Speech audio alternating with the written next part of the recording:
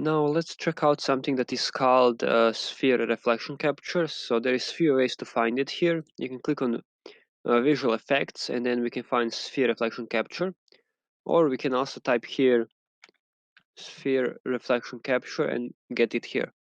We can just put it on the scene, and as you can see the thing is kind of changed a bit with reflections. Let's delete it and let's pull it back again. You can see that things kind of change. That is because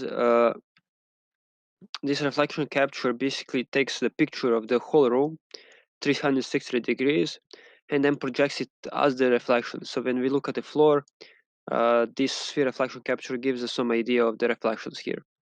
So you can see in the top left corner that it says the reflection capture is needed to be rebuilt. This basically means that you need to build reflection captures here. And you can just click build in general. So this will build everything: lighting, geometry, reflection captures, and all that. And that is fine with us. Let's just build everything, see what happens. Now, if you look, we also have the light. And it was pretty quick because we don't have any stationary or any other types of lights. And as you can see here, now we have some reflections that are helped by this reflection capture. Uh, Now you can see also the radius of the reflection capture is pretty big. Now this you can change here, let's say 1000.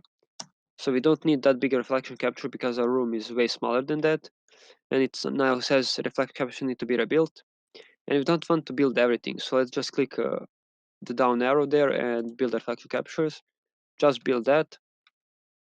And as you can see, the room and the lighting changed a bit. That's because Unreal built some stuff pre-built and added a bit more quality to our rendering. So sphere reflection capture is really important. You will use it a lot. If you have bigger scene, you want more reflection captures because they are not the most accurate thing in the world. So uh, you want to have multiple of them. So reflections will be then faded from one reflection capture to the other, and you will get a bit more accurate reflections.